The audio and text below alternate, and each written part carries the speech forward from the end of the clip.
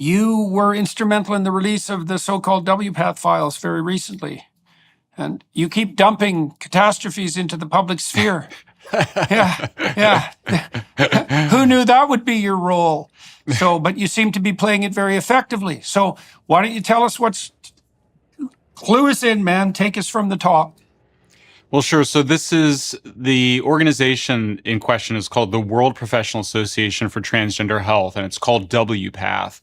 And it's an organization I hadn't heard of until a source or sources gave me about 170 pages of the internal files from the discussion boards of WPATH, along with about a 90-minute video of WPATH leaders and members talking about some of the problems they were encountering. And so what you're seeing in these files, and I encourage people to read the files themselves, there's really no substitute for confronting the evidence directly. What you see are conversations about how to treat or mistreat, I think I would say, people who are experiencing gender distress as ages as young as 10 years old, 14 years old.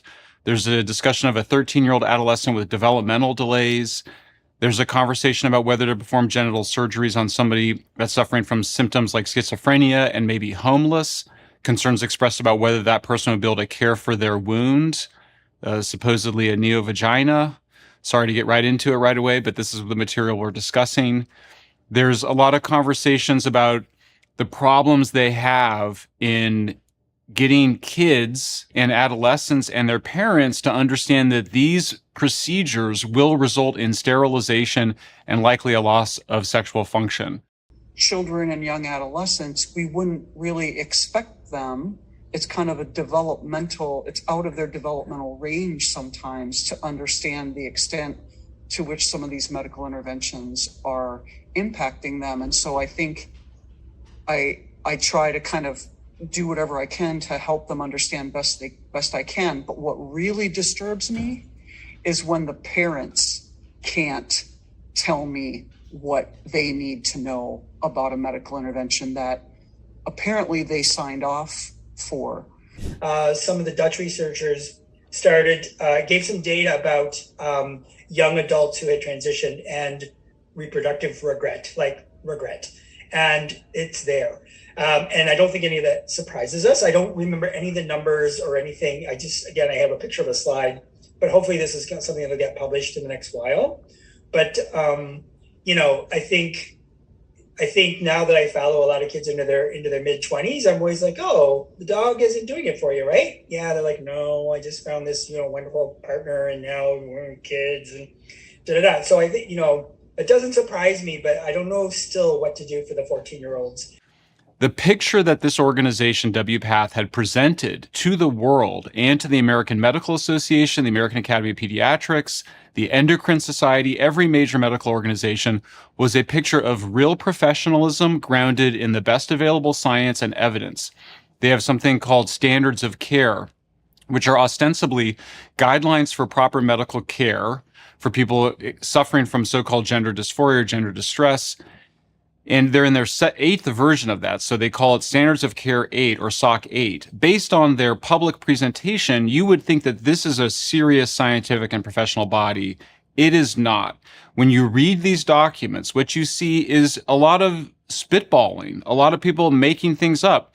You don't see a lot of references to what's in the standards of care. But even if you did, you would learn that what's in the standards of care is effectively pseudoscience. There is no evidence base to support these radical interventions, which is puberty blockers, cross-sex hormones, meaning testosterone for females and estrogen for males, and then surgeries. Both they euphemistically refer to as top and bottom surgeries, and people can understand that's what we're talking about. Breast elimination, double mastectomies for girls as young as 13, 14, 15 years old, and genital surgeries, which are, of course, irreversible, including on adolescents. It's extremely shocking to read these conversations. There's so much to unpack in them. I think there's a kind of horror to it that for people like me that have tried to stay away from this for a long time, I've certainly heard you talk about it and seen you write about it. I'd read Abigail Schreier's book, But honestly, my psychological reaction until I was confronted with these files and asked to effectively bring them into the world was of denial. I just didn't really think that these things were going on at the scale at which they're occurring. I thought maybe people were exaggerating what's happening. These files put to rest any doubts anybody should have that what is happening is one of the greatest medical mistreatment scandals in human history, in recorded human history. It might be the worst. It's certainly up there with lobotomies. It's up there with the Tuskegee experiments. It's way worse than both of those. I think you may be right. Yeah. It's so bad. And so there's a lot to unpack. But anyway, that's an overview of it. It's 170 pages, the video. Oh, the one final thing I'll say, Jordan, is just that it also shows without a shadow of a doubt that they themselves, the people that are performing these mistreatments, are aware that they are not getting what's called informed consent. This is as important as do no harm. I think the thing you have to remember about kids is that we're often explaining these sorts of things to people who haven't even had biology in high school yet. I think when we're doing informed consent, I know that that's still a big lacuna of that we do it, we try to talk about it, but most of the kids are nowhere in any kind of a brain space to really, really, really talk about it in a serious way. That's always bothered me, but we still want the kids to be happier in the moment, right? So they are acknowledging that the kids and the parents don't understand that. And then they just sort of throw up their hands and they say, well, yeah, we don't really know how to solve this problem. At no point in the video does anybody say, hey, maybe we shouldn't be doing this. It's a truly, just from the, there's a basic horror to it, but then at an intellectual level, you can't help but be slightly fascinated by these people. What is wrong with them that they're so in the grip of an ideology that they're doing these mistreatments and never questioning, effectively never questioning that perhaps they shouldn't be doing them at all? Yep. Okay, so let's walk through that, right through everything you said. So we're going to start with the professional association. Okay, so it turns out, apparently, that all you have to do to become a professional association that other professional associations can rely on is to call yourself a professional association. And the way you finesse that, if you aren't actually a professional association, which means you're not a group of scientists and you're not qualified to be doing what you're doing, is to proclaim as loudly as you can that you're operating on behalf of someone who's oppressed. Because then it becomes a moral crime to question anything you say. And so that means if you're an absolute bloody narcissistic piker who's also incompetent, the best way to clamber yourself to the top of a hierarchy that would otherwise be unattainable is to lie about who you are and what you're doing.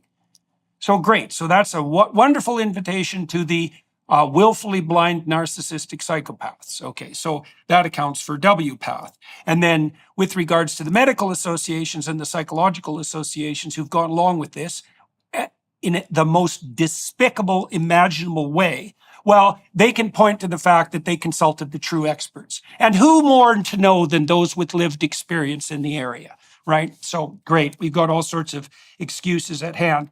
Okay, so that's appalling on the professional side. And what it really is the invasion of what would you say, domains of specialization that once required effort by parasites who use ideology to game the system.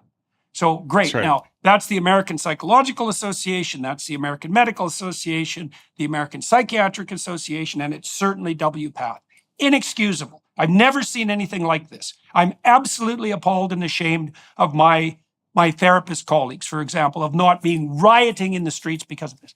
That brings us to the next issue in your progression, because then you describe gender distress. Okay, so let's think about that. 2 words, gender and distress. Okay, right.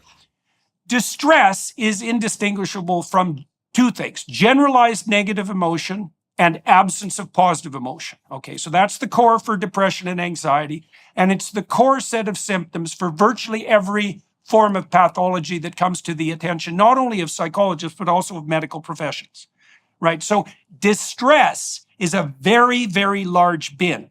And what you do if you're a credible diagnostician is you assume to begin with that the more generalized diagnosis applies, depression and anxiety, and then you further specify that as necessary.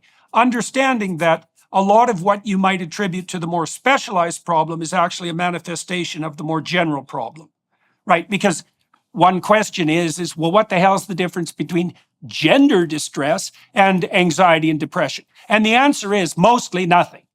Mostly nothing. And so maybe there's something left over that's specific to something like body dysmorphia, but probably not. And you need pretty solid proof that there is something in addition.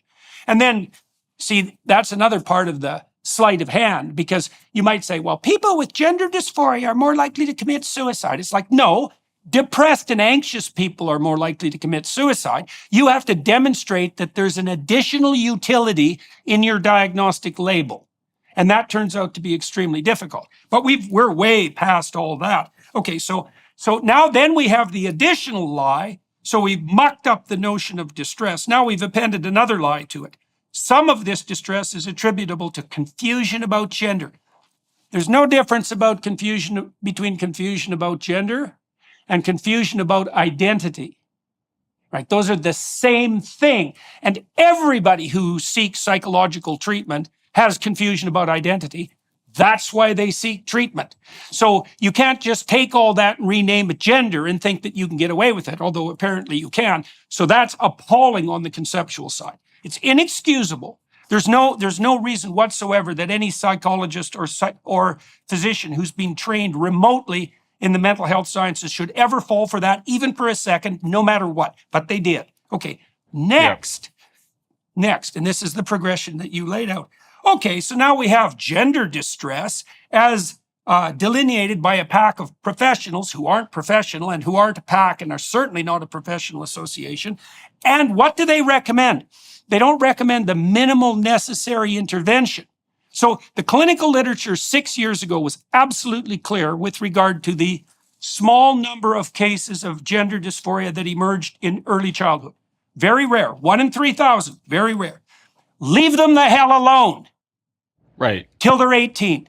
Yeah. Most of them turn out to be gay, and 90% of them, and the existence of that final 10% is highly debatable, accept the physical reality of their embodiment. Right. So the rule is don't do anything stupid. Now, the man who established that, who was Ken Zucker, right? He ran the best journal that dealt with childhood gender dysphoria for years up in Toronto. That was his recommendation for treatment, and the bloody radicals ran him out of business 10 years ago. Right. That's when all this idiocy started up in Toronto, which bloody well figures. Okay, so now you're not supposed to do anything, right? Just wait. Bad treatment is worse than no treatment, okay? But no, we're not going to do that. We're going to do the opposite. We're going to take the most extreme possible, imaginable surgical intervention, and then we're going to combine that with the most extreme possible imaginable hormonal intervention.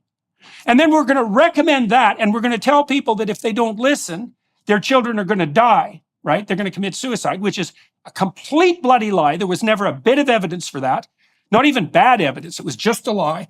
And then to top it all off, we're going to offer this absolutely cataclysmic treatment with unimaginably dire consequences to people who don't even understand and can't understand what they're agreeing to. Right. Then we're going to promise them that's how they'll find their true self. Right. So that's where we're at. Right. It's so sickening. It's so sickening that and let's close with your final point. You said you'd heard a little bit from Abigail Schreier. You heard a little bit from me. There's been some other people screeching and bitching about this in the background. Like, I knew this was coming back in 2016. I could see it just absolutely clearly. I knew it was going to affect young women. Primarily, because that's the historical part for the course. But you said, you're a pretty astute guy, and you're actually also pretty open to the revelation of uncomfortable material. But you said that even you were enticed into what exactly? Like, what did you think of what Abigail? Okay, why? I think it was I wasn't totally, it's gradual, but I think it's important to talk about, because I think if we want to figure out how to end this, we do have to figure out how to get through to people. And I've been certainly talking about this with my friends and family who are very progressive for a couple of years now. And the most recent argument was last summer with, I don't want to say who, but people that I'm close to. And they also engaged in a kind of denial that this was in any way widespread. Because I think that when I was describing a particular detransitioner who I'd gotten to know and whose case I've talked a little bit about, and I think because if you accept that this mistreatment is widespread, it is so damning. It is such an indictment. It's not just, it's an indictment of the entire, what they call the chain of trust, from the pseudoscientists to the practitioners to the associations to the news media, psychologists, psychiatrists, the institutions, Surgeons. every Pharmaceutical institution, companies. Yep. yeah, Yep. drug companies. The indictment is so serious, and it goes right. And I'm very excited to talk to you about it all, Jordan, because I think that it really goes to just the rotting away of the core restraints the society used to impose, the guardrails, the gatekeeping. And I want to clarify one thing, by the way, which is that in the files, they don't talk about gender distress. That's more neutral language that some of the people in the gender critical movement use. They just think they're all trans. If you are someone that expresses confusion about your gender identity, the assumption is that you are trans. And it clearly comes right out of the gay rights movement, where there was a sense in which, and this is, I think, what's been so, at the heart of a lot of it for how liberals accepted it, was that I think a lot of us accepted gay relationships and same-sex relationships and the innateness of them. And so when it came to trans, it basically was just the application of this rule of innateness onto trans. There was never a question that there was a misdiagnosis and a mistreatment. Two separate things, by the way, misdiagnosis and mistreatment. And then when it just runs away and it's like, the front page, the cover of Time magazine, and it's all everybody's talking about, this is the new form of liberation. And then you had, as you were saying, there's different characters, right? There's the psychopaths and the narcissists who are the bullies, and they're sort of the narcissists are mesmerizing people. The psychopaths are bullying people. And then all of the nice guys, all of the kind liberals, the compassionate, caring liberals cave in. And they kind of go, I can't deal with it. So that I'm talking about the journalists, the medical associations, the other doctors. It is The Democrats. It is just the Democrats, the liberals. I mean, it is just an absolutely shocking cowardice, dogma, psychopathologies. You look at the people that are Don't forget really sadism. Don't forget sadism. Yeah, I mean, That's it's a fun just, addition. Yeah. we're gonna write. I mean, there will be books written about this episode. I don't want to race ahead to looking back. Part of me that may be my coping mechanism. This all has to be stopped. I mean, I will say, and we'll probably get to it, but 1 week after we released the WPATH files, Britain's National Health Service came out and finally banned puberty blockers in all of its clinics. The Times of London then came out the next day. This is a center-left newspaper. They called this quack medicine in the lead editorial. They called for expanding the ban. They are worried, as we should be, that puberty blockers are still going to be prescribed in private clinics.